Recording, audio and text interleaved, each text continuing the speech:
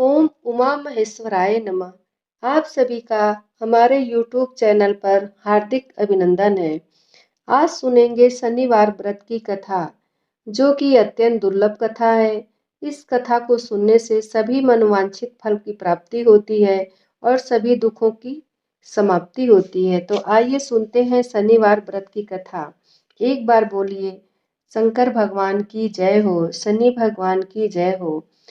एक बार सूर्य, चंद्रमा, मंगल, बुध, बृहस्पति, शुक्र, शनि, राहु और केतु इन 9 ग्रहों में विवाद होने लगा कि हम सब में से बड़ा कौन है। सभी अपने आप को बड़ा समझते थे। उन लोगों का विवाद काफी बढ़ गया और वह किसी फैसले पर न पहुंच सके तो देवराज इंद्र के पास गए और उनसे निवेदन किया, हे देवराज, आप हमारा न्याय करके बताएं कि हम 9 ग्रहों में से सबसे बड़ा कौन है। ग्रहों की बात सुनकर इंद्र घबरा गए और बोले, मुझ में इतना सामर्थ्य नहीं है कि मैं किसी को छोटा बड़ा बता सकूं। मैं इस मामले में कुछ नहीं कह सकता। हाँ, मैं एक उपाय अवश्य बता सकता हूँ।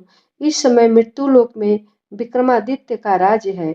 वह दूसरों के दुखों को दूर करने वाले हैं, इसलिए तुम्हें उनके पास जाना चाहिए।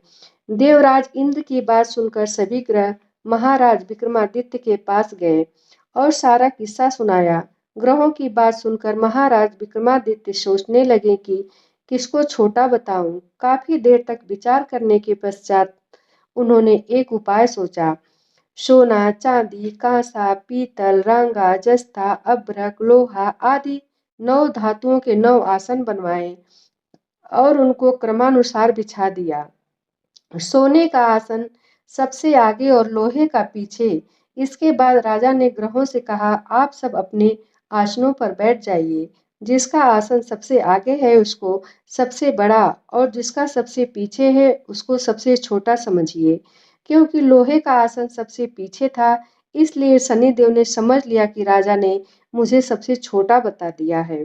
उन्होंने कहा, राजन, तू मेरे पराक्रम को नहीं जानता। सूर्य एक राशि पर 1 महीना, चंद्रमा 2.25 दिन, मंगल 1.5 महीना, बृहस्पति 13 महीने, बुध और शुक्र 1-1 महीना तथा राहु और केतु उल्टे चलते हुए केवल 18 महीने केवल एक राशि पर रहते हैं। परंतु मैं राशि पर 30 महीने तक रह सकता हूँ। जब श्री रामचंद्र जी पर 7.5 आई थी तो उनको वनवास हो गया था और रावण पर आई तो भगवान श्री रामचंद्र जी ने सेना लेकर लंका पर चढ़ाई कर दी और रावण की पूरे कुल का नाश कर दिया। इसलिए राजा, अब तू तनिक सावधान रहना। शनिदेव की बात सुनकर राजा विक्रमादित्य बोला, जो कुछ मेरे भाग्य में लिखा होगा सब देखा जाएगा। इसके पश्चात अन्य ग्रह तो बड़ी प्रसन्नता के साथ और शनिदेव क्रोध से भरकर विक्रमादित्य के दरबार से उठ अपने अपने स्थान को रवाना हो गए। कुछ समय के पश्चात जब महाराज विक्रमादित्य पर 7.5 आई तो शनि ने व्यापारी का रूप धारण करके अनेक तरह से सुंदर घोड़ों के साथ महाराज विक्रमादित्य की राजधानी पहुंचे। राजा ने व्यापारी के पास आकर उन दोनों को देखा और उनमें से एक सुंदर घोड़े को पसंद किया और सवारी के लिए उस पर चढ़ा। बस राजा के उस पर चढ़ने की देरी थी कि वह हवा हो गया और जंगल में राजा को गिराकर अदृश्य हो गया। अब राजा जंगल में मारा मारा फिरने लगा। भूख और प्यास ने भी उसे बेहद सताया। इतने में कहीं से एक ग्वाला आ निकला। उसने राजा को पानी पिलाया। पानी पीने के पश्चात राजा ने ग्वाले को नगर का मार्ग पूछा। ग्वाले ने राजा को सीधा रास्ता बता दिया। राजा शहर में पहुंचा और सेठ की दुकान पर जाकर बैठ गया। सेठ ने जब उसका नाम पूछा तो राजा ने कहा, मेरा नाम बीका है और मैं उज्जैन का रहने वाला हूँ। सेठ ने उसे कुलीन मनुष्य जानकर जल आदि पिलाया। सेठ के दुकान पर उस दिन अधिक बिक्री हुई। इससे सेठ राजा को एक भाग्यवान पुरुष समझकर भोजन के लिए अपने घर को ले गया। भोजन करते समय राजा ने देखा कि एक सोने का हार खूंटी के साथ लटक रहा है और खूंटी हार को निगल रही है। भोजन के बाद आवश्यकता पड़ने पर सेठ को हार कहीं न मिला तो सबने यही कहा कि हार अवश्य ही बीका ने चुराया है। इस पर 5-7 आदमी विक्रमादित्य को पकड़कर कोतवाली के पास ले गए और कोतवाल ने उनको राजा के सामने उपस्थित कर दिया और बोले, महाराज, यह आदमी तो भला प्रतीत होता है और चोर और मालूम नहीं होता, लेकिन सेठ का कहना है कि चोरी इसी ने की है, क्योंकि उसके घर में इसके अलावा बाहर का कोई आदमी नहीं आया। इस पर राजा ने आज्ञा दी कि हाथ पर काट कर चौरंगिया किया जाए। राजा की आज्ञा अनुसार महाराज विक्रमादित्य के हाथ काट दिए गए। इसके पश्चात राजा की यह दशा हो गई कि किसी ने पानी उसके मुख में डाल दिया तो पी लिया, और यदि किसी ने रोटी का टुकड़ा मुंह में डाल दिया तो खा लिया। इस प्रकार कुछ काल व्यतीत हुआ तो एक तेली उनको अपने घर ले गया और अपने कोल्हू पर बैठा दिया। महाराज विक्रमादित्य कोल्हू पर बैठे हुए दिन भर बैल हाँकते रहते। जब राजा की बुरी दशा समाप्त हो गई और जब एक रात को वर्षा के समय वह मल्हार गा रहे थे तो उनका गाना सुनकर उस नगर के राजा की लड़की उन पर मोहित हो गई और अपनी दासी को इस बात का पता लगाने के लिए भेजा कि देखो इस समय कौन मल्हार गा रहा है। दासी ने महल में आकर राजकुमारी को सब वृत्तांत सुना दिया। राजकुमारी ने प्रण किया कि यदि विवाह करूंगी तो इस चौरंगिया के साथ ही करूंगी, और अगले दिन से राजकुमारी ने अनशन व्रत किया। दासी ने रानी को सब हाल सुना दिया। रानी तुरंत ही राजकुमारी के पास पहुंची और उससे उसके दुख का कारण पूछा। राजकुमारी ने कहा, माताजी, मैंने प्रण किया कर लिया है कि अमुक तेली के घर में चौरंगिया है, उसी के साथ विवाह करूंगी।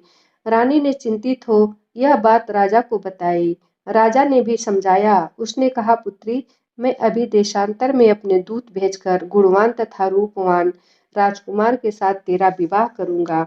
जो बात तुमने सोची है यह तुम जैसी राजकुमारी को शोभा नहीं देती। इस पर राजकुमारी ने कहा, पिताजी, यदि आप इस संबंध में अधिक कुछ कहेंगे तो मैं अपने प्राण त्याग दूंगी, परंतु दूसरा वरण नहीं करूंगी।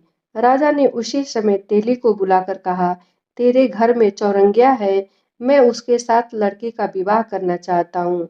तेली ने कहा, महाराज, यह कैसे हो सकता है? कहाँ आप हमारे राजा और कहाँ मैं नीच तेली। राजा ने कहा, भाई, भाग्य के लिखो को कौन मिटा सकता है? तुम अपने घर जाकर विवाह की तैयारी करो। अब तेली अपने घर जाकर विवाह की तैयारी करने लगा। फिर राजा ने राजकुमारी का विवाह चौरंगिया से कर दिया।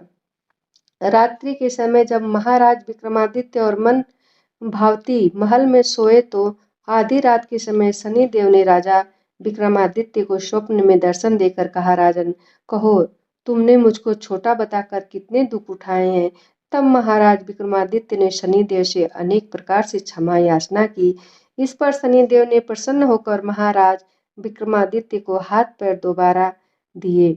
विक्रमादित्य ने शनिदेव से कहा, महाराज, मेरी एक प्रार्थना स्वीकार करें कि जैसा दुख आपने मुझे दिया है वैसा दुख किसी और को नहीं दीजिएगा।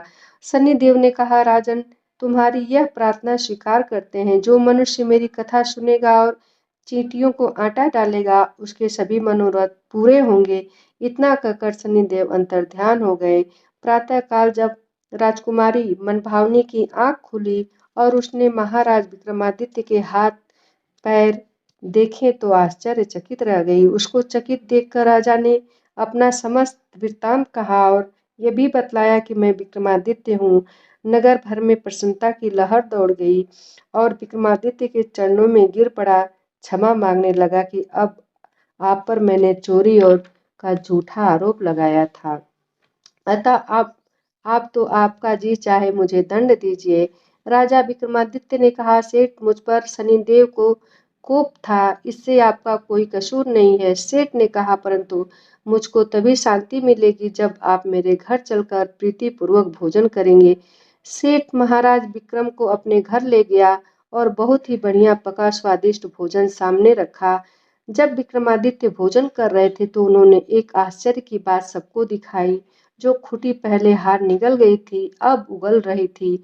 महाराज विक्रमादित्य ने कहा, जब मुझ पर शनि की दशा थी तब खूंटी ने हार निगल लिया था, अब शनिदेव की दशा समाप्त हो गई तो खूंटी ने हार उगल दिया है। जब भोजन समाप्त हो गया तो सेठ ने हाथ जोड़कर कहा, मेरे यहाँ एक कन्या है, उसका पाणी ग्रहण आप करें। इसके बाद सेठ ने अपनी कन्या का विवाह विक्रमादित्य के साथ कर दिया। महाराज विक्रमादित्य राजकुमारी मनभावनी सेठ की कन्या श्री कंवरी सहित अपनी राजधानी को रवाना हो गए। नगरवासियों ने उनका स्वागत किया। राजा विक्रमादित्य ने नगर में यह घोषणा करवा दी, शनिदेव सब ग्रहों के में सर्वोपरि हैं।